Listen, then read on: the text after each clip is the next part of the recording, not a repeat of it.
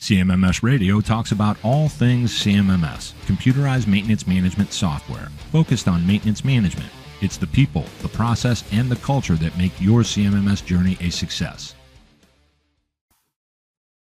There he is again. It's George Williams. He's a master heckler. Today we're going back to the Wheel of Hogwash. This is a special little project that George and I are getting into. We want to help you all with some generalized yet some specifics around CMMS, and the Wheel of Hogwash is essentially a place where we can randomize topics. And George is in charge of the Wheel of Hogwash. He will hit the spin button, and we will find out what we're getting into today. Welcome back to CMMS Radio, brother. Thanks, man. It's great to be here. We've got a few more topics left. Let's fire away and see what we've got. The Wheel of Hogwash. Dun, dun, dun, dun. Oh. Do's and don'ts of dashboards. Oh, this is a great topic because on one hand, and CMMS companies don't get mad, you're out there telling everybody, look at these dashboards you can create and all that. And I think that's all fine and good. However, it's not the magic silver bullet you would think, because there's important critical considerations that must go into dashboard formation. Which dashboard is going to be meaningful to you? For example, sometimes operators have a dashboard view, whereas maintenance managers have one as well, but it's going to be different. And leadership has completely different dashboards, but they're all somehow linked. But don't listen to me. Let's ask George. What are some of the do's or don'ts when it comes to these dashboards in our CMMS platforms? I think the first do is ask a lot of questions when you see the demo of dashboards. If you're in the process of selecting a CMMS vendor, many of them have really fancy dashboards that look amazing, but may or may not limit the amount of control you have over the dashboard and what you can and can't do with it. So not only does it need to be visually appealing and provide good information, but you should be able to control it and or customize it based on security roles. Like you had just mentioned, somebody in leadership may want a different dashboard than somebody on the shop floor. So dashboards can be extremely helpful, not only from an analytical standpoint, but also from giving you basic lists of, all the newest work orders that came in yesterday, or, whatever list of query you want against the database.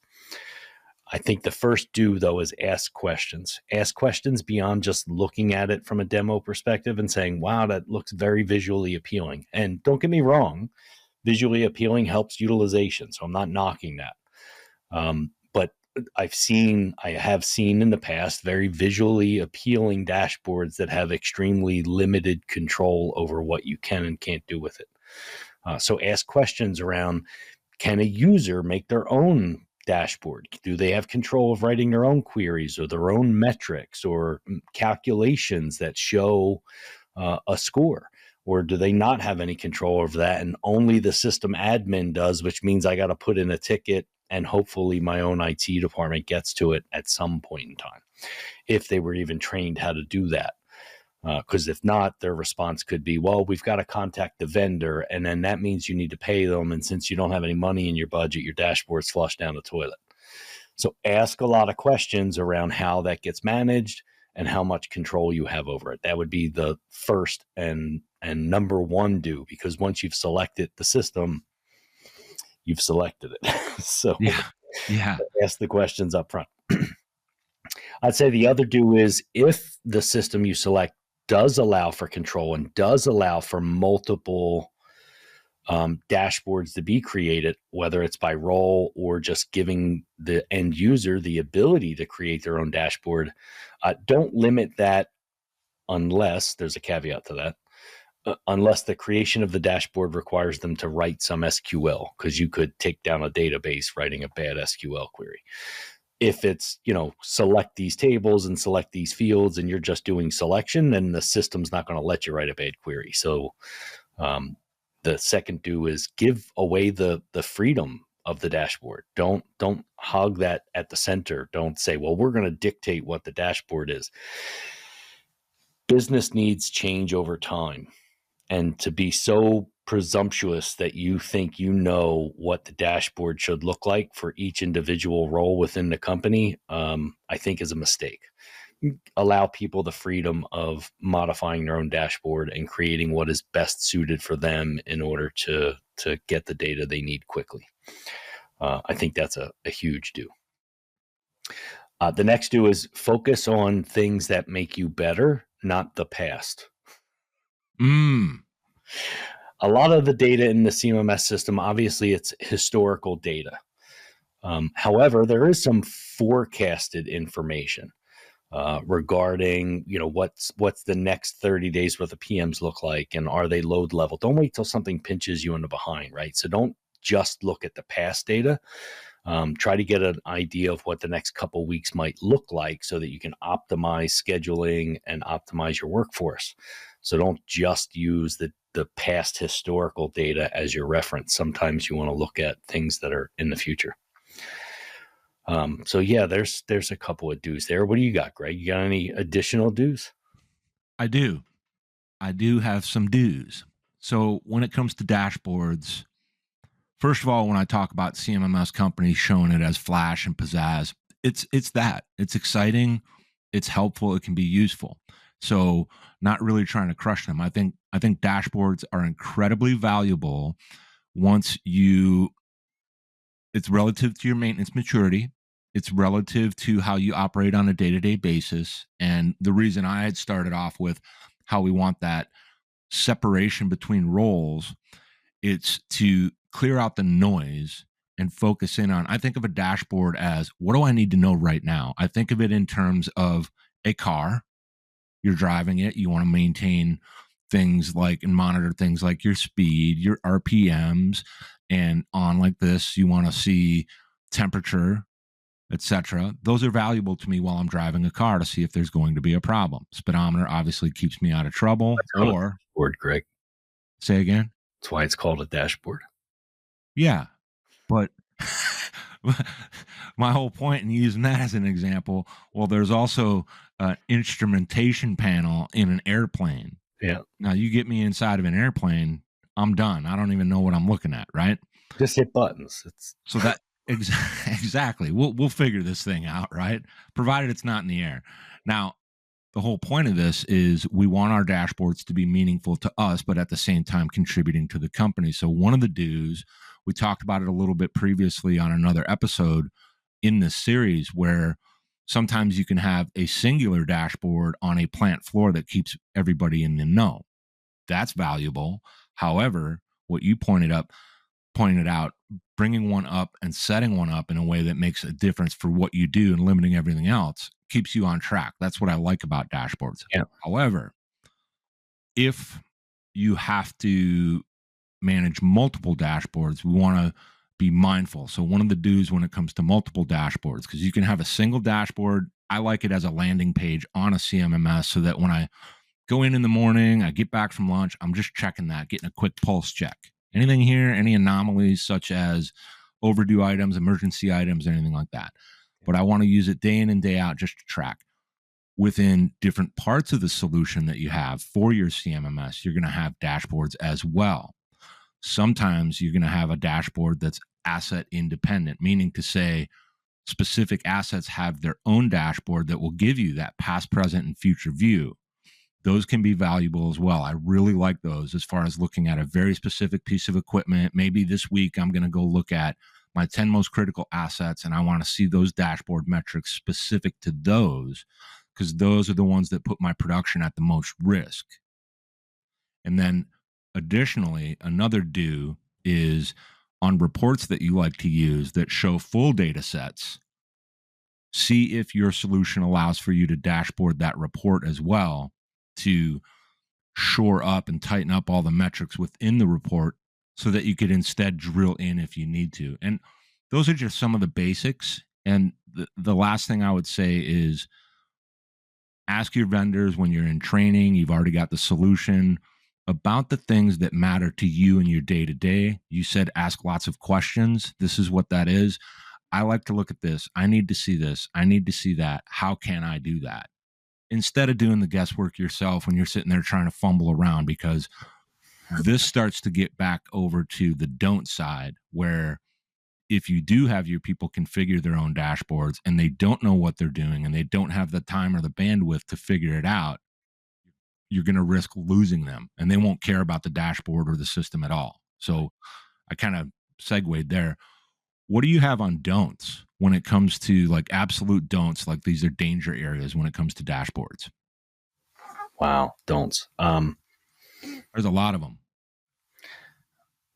Don't use it as the end all be all place to find information. Like, don't think that that's because that's the dashboard. That's the only thing leadership expects you to be managing.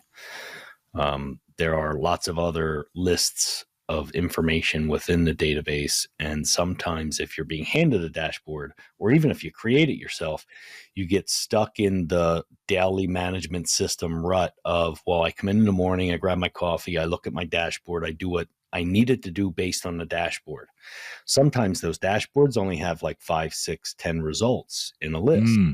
Mm-hmm. And that doesn't necessarily mean that's the only thing you need to be looking at. Sometimes you got to click on the dashboard to take you further into that list and see that maybe there's 20 entities you needed to really handle.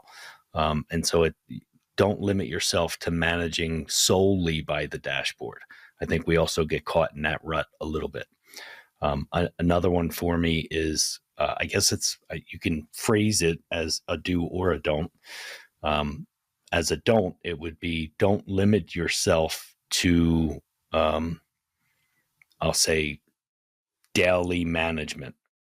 Sometimes we have projects, like let's say you wanted to go through a project of classifying all your assets by criticality, right? We've not gone through the criticality exercise. You can create a dashboard chart that just says what percentage of assets where the criticality is not null, right? And so everything is a blank currently, and we've got to go through and classify all the assets, and you can see progress along the way, because I know a month in I'm at 30% and another month in I'm at 60%, and I get it done and I take it off my dashboard because I don't need it anymore. But if you're managing a team, you want to see that progress over time. You might want a quick dashboard dial indicator that basically says what percentage of my assets have criticality filled out.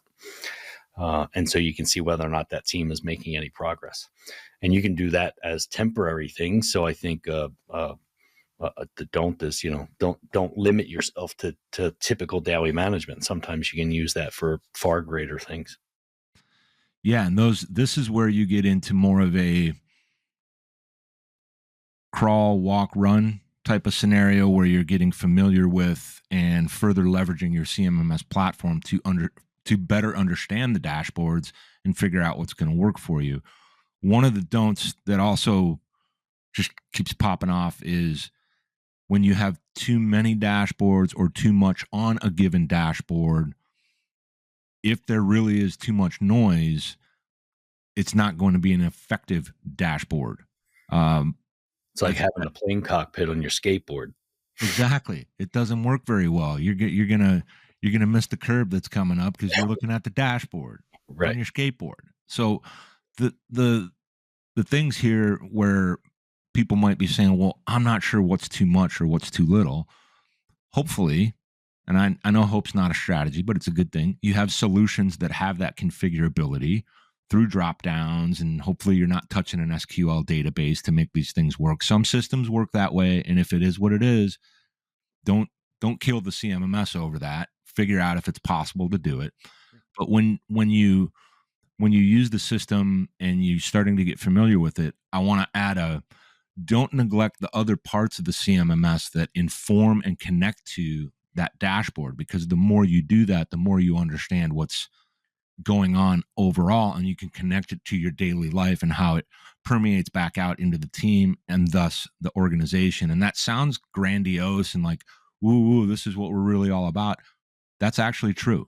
Yeah. You're trying to have a solution in place in the form of a CMMS, leverage its dashboards and other technology or areas of the system for the information that matters to you to contribute to you in what you do, what your team does, and what the organization wants as an overall outcome. And that's what we're all trying to do. The providers are trying to do it. People using the system are trying to do it. People in management that said, hey, well, let's just get a CMMS. They actually want it to work and benefit the organization. So I think another don't. I totally agree. I think another don't is for management. Don't ignore behaviors. We oftentimes create metrics that create the wrong behavior unknowingly. There's a couple of metrics out there that are popular in our industry, and I'm probably going to get chastised in the comments for this. But if you measure the percentage of work by work type, like percentage of PMs versus correctives versus breakdowns, that's you're asking for a disaster. What tends to happen is, if I say I need to be 75% preventative maintenance or preventive maintenance, and I want only 25% corrective in my system, and I look red, I've got a couple options. One is stop reporting corrective things that need to happen. And the second is add a bunch of PMs that don't matter. And people will say, oh, but that, people don't do that. Yes, they do. Yes, they do. Because I've seen it at many sites. They'll put blanket work orders in that cover just tons and tons of hours, call it a PM, and suddenly the percentages change. And because you had a dashboard that showed that as red, the organization figures out how to make it green, and you're triggering just the wrong behavior. You're not getting any better as a plant, even though the metric turns green. And I think for me, that's something you always got to be mindful of, is what behavior will this dashboard create? If I'm going to measure people by it, what behavior should I expect from it? Don't just look at what that end result is. And the other one is like age of work orders. I don't care how old the work order is. I don't care if it's 10 years old. Here's why. It's not my asset, right? It belongs to the operation. Whether we like it or not, as maintenance people, you don't own the asset. Generally speaking, the operations owns the asset. And you may find a defect or a problem or an issue. There's an escutcheon plate missing on the ceiling. There's, this thing's not bolted to the floor. This thing's got a cracked weld. Whatever the issues are, if I'm afraid that I won't get to it in 30 days, I won't write the work order, which means it never makes it into my backlog, which means it never was observed, which means no one's ever going to get to it. It means you're blind. To document everything, right? When that becomes a priority to operations is a conversation between the maintenance organization and operations in terms of conveyance of risk. And you and I have talked about this in the past.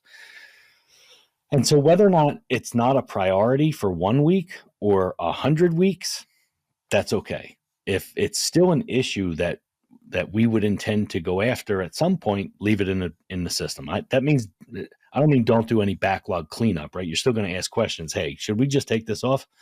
Fine. But to have a dashboard that says no work order should be older than 30 days, and I know plants that have this metric, it creates a bad behavior of don't report anything, because I don't know if we'll get it done. And if we're not going to get it done in 30 days, we're going to get dinged for it. Or they close it out. This is even worse practice. They close it out and re-enter the exact same thing because it's about to be 30. Somebody has a dashboard that says, show me all the work orders that are 28 days old.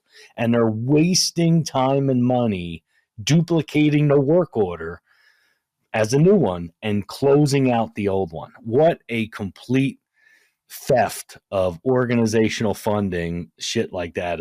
That stuff just burns me up, man. I can't take any of that stuff.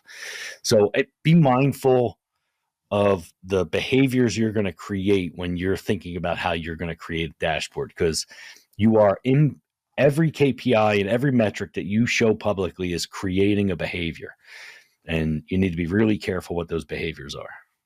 Yeah. So I got a lot of ideas on this. So one I'm thinking about is be careful with those dashboards that are enforced and more public where everybody can see them. If it's in the form of adult babysitting, you're going to get a lot of disengagement. Yeah. Some of those shenanigans you talked about where people are working the system, it happens. People do stuff so that they can get that metric out of their face. They 100%. got other stuff to do.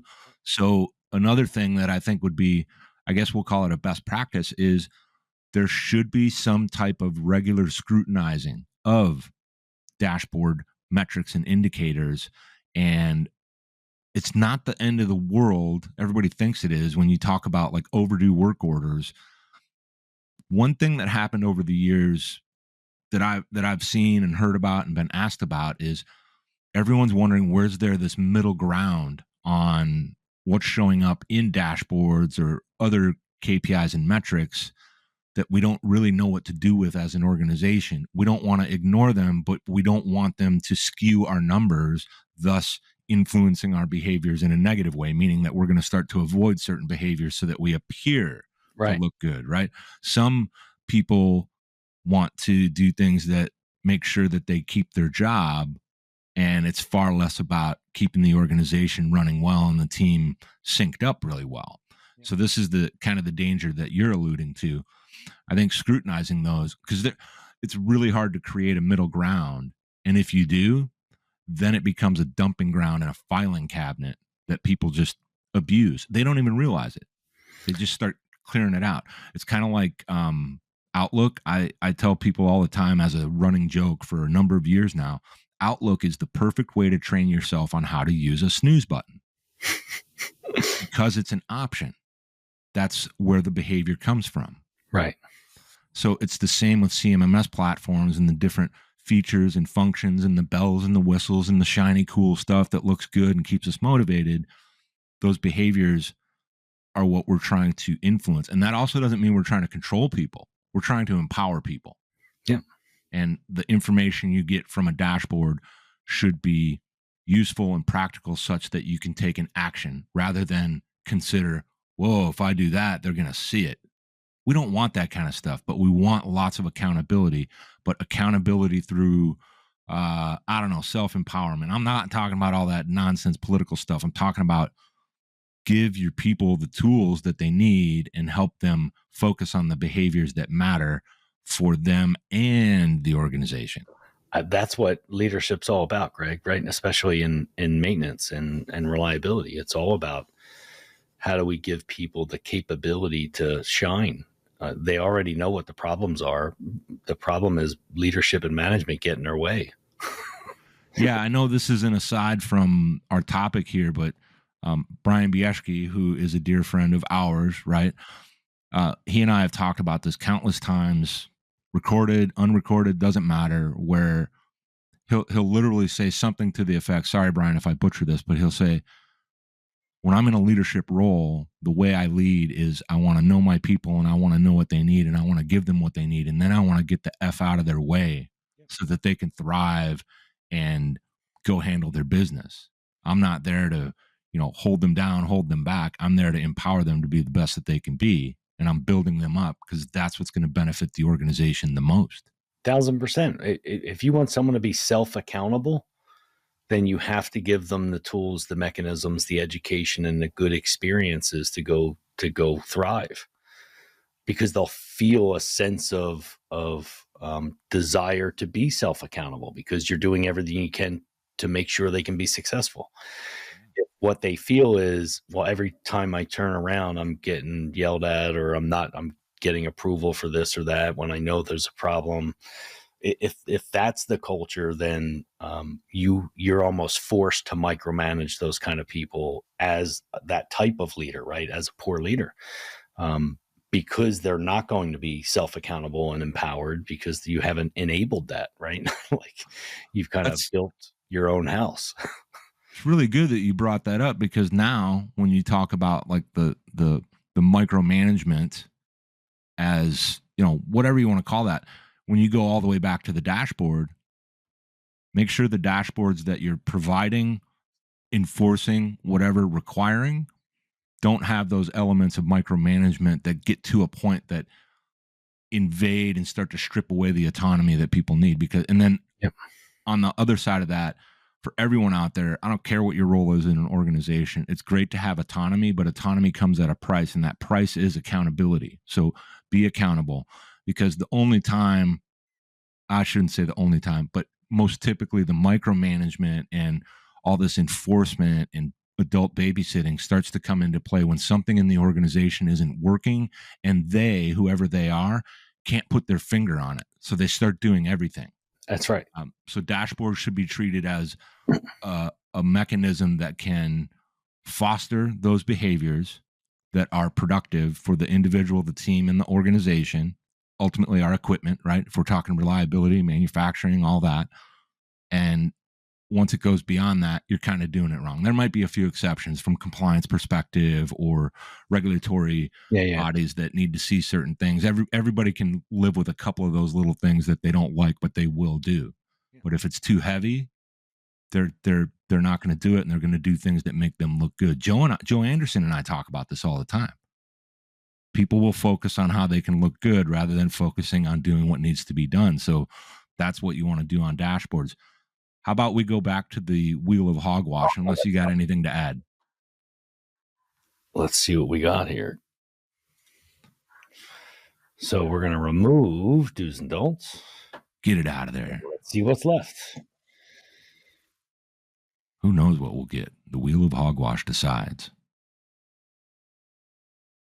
Oh, the implementation. Ooh.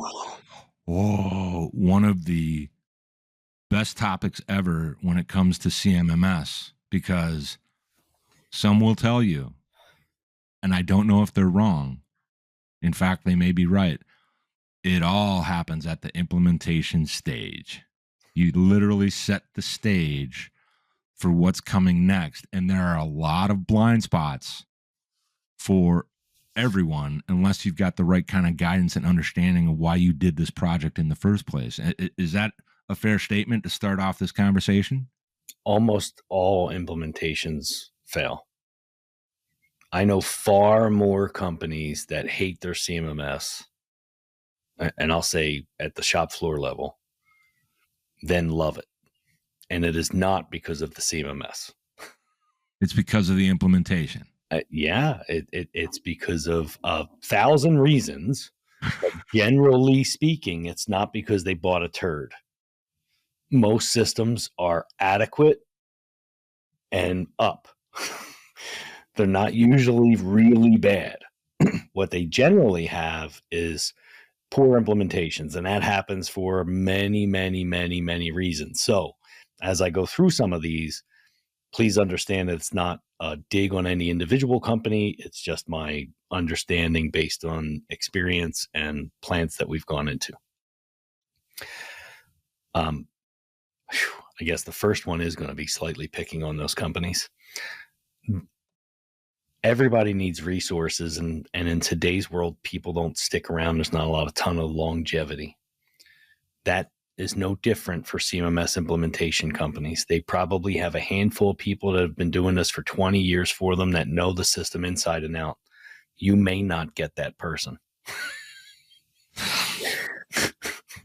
There's a good chance. Come on, man. You're not getting that person. I think we're safe. Good chance that you got somebody to fog the spoon and has never had to fix a sandwich, let alone run a maintenance department. And it's not through any fault of that individual, right? I mean, they're trying to learn a new position. They're trying to understand CMMS, and they even if they do, they understand the software side, not necessarily the utilization side. And so they can give you bad advice, like emergencies a work order type.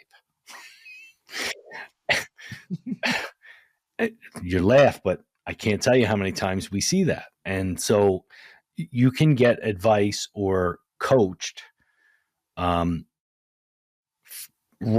two ways. One, the individual truly doesn't know and they're ignorant to how it should be implemented. And the second way is your company demands it because you're too ignorant to listen. Meaning you say, no, I want it like this. And the coach is going, that's probably not a good idea. We should probably do this. And you go, well, I'm paying you, so do what I told you to do and implement it the way I told you. And so I see implementations fail that way too. So it's not always the software vendor. Sometimes it's the business side misusing the software as designed intent based on what they're used to doing. And then that butchers lots of other functionality. And then suddenly the system's not as robust as it should have been because for whatever reason, you've replicated applications for no reason whatsoever. And it's clunky and confusing and all kinds of other things. I think the other major miss is training. And that's always one of the largest contributors to poor implementation is training. Training is the first thing to go when the budget becomes tight. It is the first thing that goes when schedule is tight, because the person in IT that wants this project done that has a metric of their own of get the project done by May does not care about June. They care about May. And so if we're running behind schedule and training would have to get pushed out, yeah, they'll truncate the training or do the training 3 months before the project's even ready to go live, in which case everybody forgets how to use the system anyway. But training was done, so success. Well, that actually gets back to what we were talking about before when it comes to how you're measuring things and what you consider a win to be. On time and under budget, baby. That's all that matters. Well, and I laughed when you brought up the, when you have a service type category or the name of something that you could put in a work order or work request that says emergency repair. I put that right next to using things like miscellaneous. It's general. it's too general, and there are environments out there where it can work where it doesn't matter, but those are pretty rare. Those are certain types of industries. So some of you that will work, but most of you don't want to use those because they lack the context for the actual outcome that you're trying to get. So at your implementation stage, one of the most important things I've seen and heard about and seen that it influences how it goes off the rails and fails is not understanding and losing sight of why this was being done in the first place. So I had mentioned a little earlier about knowing what you want to see in a report and why that's important to your organization. And I've always used that as a way to reverse engineer, so to speak, backwards to how you set up the system. And if you do have someone on the other side that is at the CMMS vendor that really knows the system or is really good at understanding you and putting 2 and 2 together with what they're still learning, they can get you across that finish line. But the real issue is people don't want to do all the work. They don't want to set the entire system up. They want to hurry up and start using it. They just wrote a huge check, and that's relative, right? For some people, 5,000 is huge. For other people, 500,000 is huge. Either way, they're trying to get to their ROI sooner. That can influence a poorly delivered or structured implementation strategy. And in the end, I think the strategy is the important thing, managing it like a project. And I'm no expert project manager, but you have to build in accountability to that. And then you have to sometimes, I'm going to ask you a question rather than making it as a statement. Is it sometimes okay to go with good enough when you're carrying through an implementation on, let's say, for example, we're deploying our assets. We're at that stage. We've got things set up. We're ready to load in the assets, all that information. And we're just going to hit what I would call the big rocks, the things that are in a certain type of criticality, the most common things we want to keep an eye on and make sure we're maintaining. Is it okay to go with good enough, or is that a risk during implementation? It's a massive risk. And the reason it's a risk is because phase 2 never happens. Once you go live, no one's walking around to collect the rest of the asset data. No one's going to go, categorize your inventory parts. No one's going to clean up your descriptions. Once you go live, the probability of going back to fix or we'll say close the gap on the little things becomes infinitely small. And you lose the value that you would have gained. And so it's just gone. It is highly unlikely that you go back to close those gaps. And that's just the way it goes because you've got a business to run. I had a, you're talking about implementation failures and kind of what are we or aren't we going to get done. This is a true story. I've got a client that's not terribly far from here. And we went to do a basic assessment of their facility and some training, and come to find out they were being told they had to move into a new system, their ERP, from a legacy system that they currently have. The plant engineer, who's the owner of the maintenance department in this particular case, is telling me about the project. And it's like, I want to say it was like April, and his site was supposed to go live in September. So I started asking questions. Who collected your assets? Oh, I don't know. Well, who's converting your existing job plans into maintenance plans and configuring them for the new system, because those two systems are different? I don't know. Well, who's migrating your bill of material lists, and like, has anybody gone through to like map out how things are going to? No idea about any of the things I'm bringing up.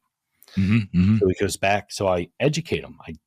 I literally spent a couple of hours coaching him. Over the course of a couple of weeks, we sat down and I said, look, let's go through this. And I started walking him through all the differences between those two systems and the questions he should be asking. He finally sat down with the people that were running that project and started asking them so many questions, and who was going to pay for this and who's going to do that and how's this going to get done. They delayed this project for a year. Because he's like, you can't just flip a switch and dump me in the middle of the woods and think that that's okay. Like, you're the one telling me this has to happen. It's your project. Go collect my information. And they're going, no, that's not part of the project. Well, sure it is. You're telling me I've got to go into this system. Like, tell me how I'm supposed to do it. Are you giving me budget money for me to do it? Where's the project doing it? And they had no answers, delayed them a whole year while they had to get the funding and do everything else. So they fail for a lot of reasons. And I'm not suggesting that the team that was running that project knew that they were dumping somebody in the middle of the woods. Right. In any way. They may be ignorant to what it takes to migrate from one system to another. But that's the case, right? Either way, you're still held with a bag of crap. So you've got to ask difficult questions, especially during the migration period if you're going from one system to another, because they'll just dump your data someplace, anywhere, or not even bring it over. I've had other clients where they just didn't bring anything over. Just flip the switch, turn it on, good luck, have a nice day, and nothing came over. There are some instances where that might be the only way for them forward, depending on the nature of that system they're moving away from. I've thought of a bunch of things during that story, such as sometimes as a client, we have a CMMS or similar solution in place, and we're trying to get out from under it, and there's timing on licensing and renewals, and we want to get ahead of that, and we haven't given ourselves enough time. But we've already started the project, we've scoped it out, we know this system is what we want, but we know, and we've willfully neglected, or maybe we don't know, we need to keep that system for a little bit longer so that we can transition properly. But sometimes there's a situation where they're not getting the support, they're not getting what they need, and they're in an urgent situation. And then sometimes people might not even realize it, but they think they can do more later. And then you run into that phase 2 implementation and adoption that just never happens, because people just want to get back to work. They don't want to stop and deploy software and learn all this new stuff and all that. Some do, but not very many. They got a lot of stuff to do anyway. But would you say to have a successful implementation, the one thing you want to focus on as an organization, essentially any organization, is you must have the appropriate amount of time and runway to do this right. And if you don't, you better know going in what you're sacrificing and what the impact is going to be to the overall success of the implementation. Are those two aspects of a similar strategy that could lead to success and expectations being satisfied? Yeah, but I think that all starts with understanding the value proposition at the leadership level. I I don't know. Off the top of my head and without thinking about it, we'll try to create an analogy. You take your car to the shop. How important do you think the electronic diagnostic system is to making sure you get the right work done? Very. Okay. As the consumer, do you care how fancy their cash register was? No. Well, your management team thinks your CMMS is the cash register.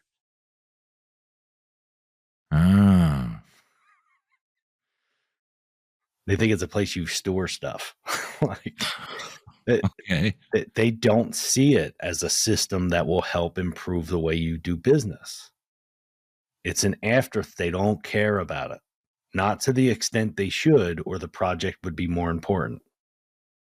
Does it sometimes change? Some organizations see Oh, it, yeah, or certainly organizations. That's a very general statement that I just said, right? okay. Lots of organizations, they don't see it as valuable. And that's just the way it is. But it's not you, but it's you. Yeah. If your management team thinks maintenance is a cost and not an added value, it's your fault. If you're the maintenance manager, it's your fault. You're not demonstrating the value where they would see the value. If the organization doesn't see the value in a CMMS and they're not willing to spend time and money on making sure that you have the appropriate tool for you to make the organization better, it's not them, it's you. We've got to get better at how do we communicate to leadership? How do we demonstrate our value? How can I do the best with what I currently have before I go banging on the door telling them I need something new, shiny, and fancier that they've never seen any value from the previous version? Right. So there's a lot to this, at least to that piece of it. That's look in the mirror kind of stuff. I wonder when we get back to the idea around implementation, failures versus successes, what your thoughts are on data scrubbing when we're moving from. So let's make a few assumptions. Critic. Dangerous, yes, but let's say we've got the right system selected. We're moving forward.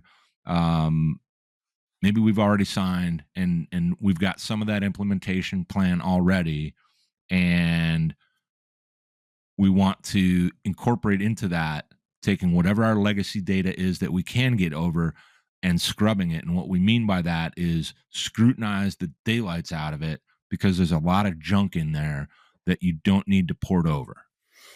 And I think you need to standardize for a lot of reasons. Let's say you have more than one plant or more than one location.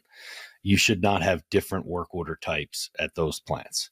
You should not structure your hierarchies different at those plants. I would say some other data cleansing as part of the migration or implementation strategy for me is don't use smart numbering systems. Use auto numbers. There is zero reason to use smart numbering systems. If you have to use a smart numbering system, it's because the system you selected doesn't have enough fields for the values you need to properly filter down to that piece of equipment or that location. So if you're sitting there using these smart systems to say, well, this is part of this business unit and it's in that building and you got this long code, that's because there was no fields for you to put that information in, or you're just too lazy to put it in the right place so that you can properly filter. Smart numbering systems eventually bite you in the ass. And so you try to actively avoid them as much as you possibly can. I think another mistake people oh,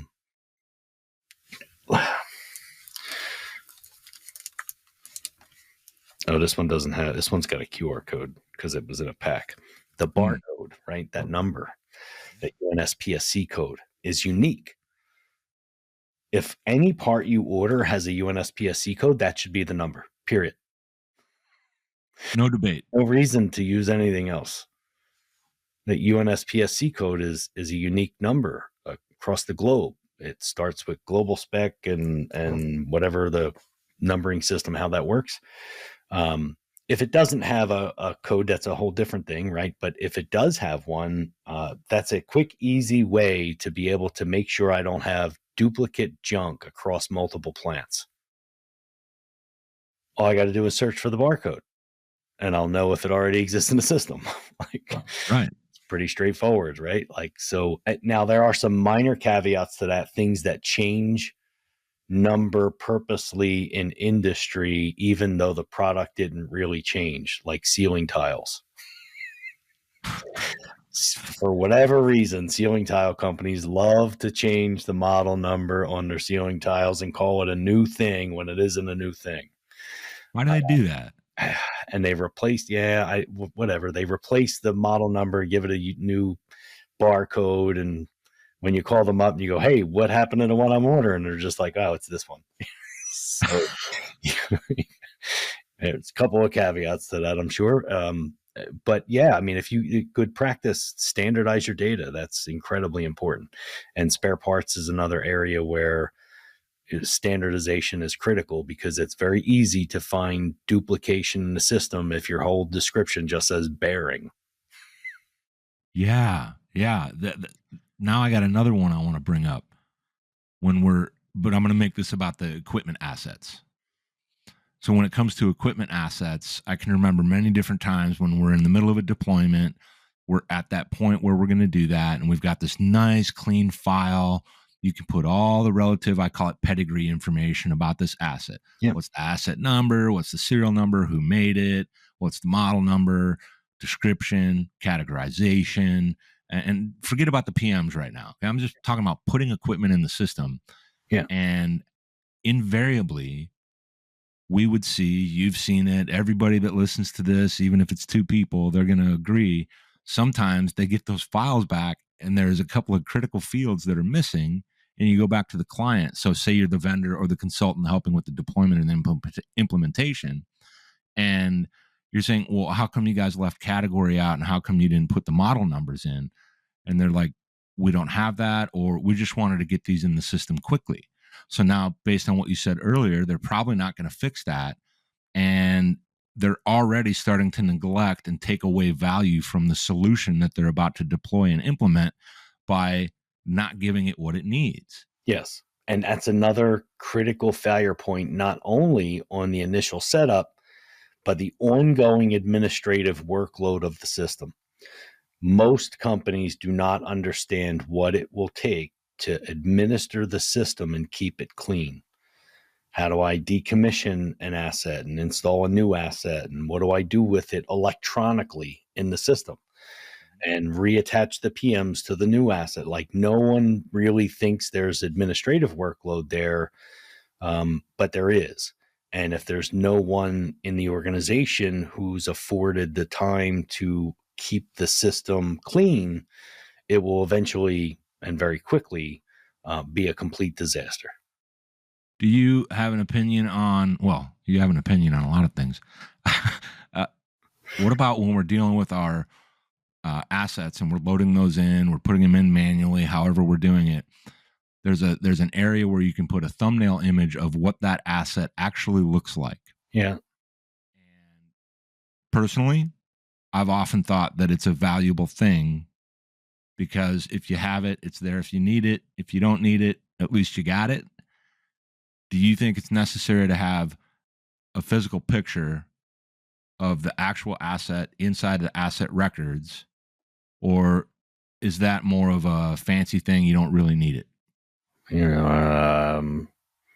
If I send hopefully a qualified mechanic or electrician out into the field to locate an asset that hopefully has its own sticker, the picture is not for them. It's for everybody else. Okay.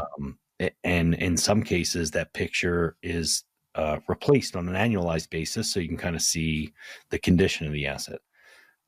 If I'm sending somebody out into the field and they need a picture to know it's a boiler, or what a boiler looks like, we're in a lot of trouble. So I want to make sure I'm carefully saying this. I believe the picture adds value. I don't believe it adds the value people think it adds. It's the value's not to the mechanic who's going out to work on it, unless somehow you walked out there with a camera, took a picture, but didn't put a sticker on it with the assets number on it, which would also be a mistake, right? Things should be labeled in the field, just so if there's two next to each other, you know which one's which. But that would be a valuable reason for the picture, right? Hey, I've got 3 pumps that are boiler feed. The one on the left is this one. This one's the one in the middle, right? But generally speaking, if I'm sending a mechanic out there and they're not sure and they need a picture of the asset, we've got other problems in the organization. Makes sense. And that's why I wanted to ask the question, because some of the simplest questions, people will not ask them because they might be embarrassed, or they might not think that their question is going to add value. And I think all of them do, even the ones that didn't need to be asked. Ask them anyway. Who cares? I mean, who cares? Get some clarification. I think when people want clarification to understand these things, they're trying to make steps in the right direction, as opposed to people that just, all right, let's see how this plays out. How about if I switch that to within assets, and I'm getting into detailed areas of setup. Now I have this opportunity within an asset. A lot of CMMS platforms have this, to put in diagrams, schematics, Love it. lockout, tagout procedure, images, and descriptions. BIM Uh, modeling and all. Beautiful. yeah. Yeah. Okay. Yeah. So Yeah. those would be, when you're at that stage, knock it out now, even if it's going to slow you down 2 weeks. Yeah. That's another thing that management's going to think is a cash register. Um, but if you've got this big giant campus and facility, imagine how many cold and hot water valves and things are up in ceilings above a tile, right? And if you can pull out your phone and go like this and go, oh, it's right there, like that's beautiful. And I've seen implementations that are that well done. Yeah, if you can connect it to your, your digital twin and your building information modeling system and all that stuff, I think that's a great use, in particular in linear asset heavy intensive industries like oil and gas, like facility management, where you've got to keep track of all this piping and things of that nature, and things are hidden behind walls. Your typical manufacturing plant, there's one giant floor and everybody's working on it with all the equipment. So it's not necessarily as valuable there. Not to say it doesn't add value, but most value in heavy industry and in facility management spaces, or anything with linear assets, public utilities, electrical generation, and distribution, are great candidates for that value. Yeah, yeah. And now I'm thinking about another thing when it comes to deployments and implementations. I kind of combine those two things because I think they're all happening in unison. Where when we deal with things, you mentioned oil and gas, land subdivisions that might have, it could be 62, it could be 182 different rigs across a large set of land. I mean, we're talking about an immense amount of space, and not everybody's going to know on day one how to get to this one or that one. So mapping can be relative. Maybe you have a CMMS that doesn't have the super fancy and expensive like GIS coordinates that map for you, but you could use just general old school map. So you can say this asset is located right here. You see the red dot on this map. That can be helpful and useful, especially if it can be accessed mobily. That, what they do is service the freezer in restaurants. And they may have a system with all their clients in it and all those, hopefully the McDonald's company and their Frosty, their ice creams, somebody is mapping out how to go fix all those pieces of equipment. Yeah. But like, that's a good example, right? Like they're outsourcing probably the work on that equipment. You certainly want to know where the locations are. And it's not as simple as, oh, well, go up the 3rd floor. You're in the plant. So, not when it's an 8-mile drive. So yeah, mapping is another good utilization. Yeah. And this, as we keep going through this conversation, there's so many different directions we can go. So these, I want to remind everyone that there's a lot of generalization here. These are clues and breadcrumbs on things you should be considering, and realize if you're doing the opposite of what might be recommended as a good way forward. Take a moment, take a beat, and consider that. We're going to be talking about these topics more and more and more. And if you're looking for, just a single easy button solution to how you're going to do your deployment, that's pretty rare. It's more about a well thought out strategy that's based soundly in the why as to why you're doing this as an organization. Why is it? We understand, your CMMS is going to shut off overnight in 3 months. You have an urgent situation. You're going to have to move to something. You do the best you can. If you don't know what to do with that, call George. Call some of my friends that know what to do. Don't call me because I'll be busy recording a podcast. No, I'm just kidding. You can call me too. But I won't give you my number. I think we want to kind of wind this one down just because it's a lot of information for people to take on. And one other thing I want to recommend is anybody that's at these conferences where we might be, where you're going to be, like SMRP, go up and ask. Just have a 5-10 minute conversation just for the sake of potential learning and guidance. And that's how you're going to improve how you approach these CMMS implementations, is by asking questions. What went wrong? Why did it go wrong? What would you do different? That's valuable. And all your people that do your same job at this company and that company that are at the conference, they're going to talk to you. The experts are going to talk to you. They're not going to hold that information back. They're not going to say, well, can you write me a check? They don't care about that. SMRP in particular, you got one central tenet to the whole body of knowledge when it comes to the credentialed individuals, these professionals. You're supposed to be a net contributor. Yeah. So take advantage of that. Anything else you want to close out with on our little topic there, of our big topic that we treated in a little way, CMMS implementation?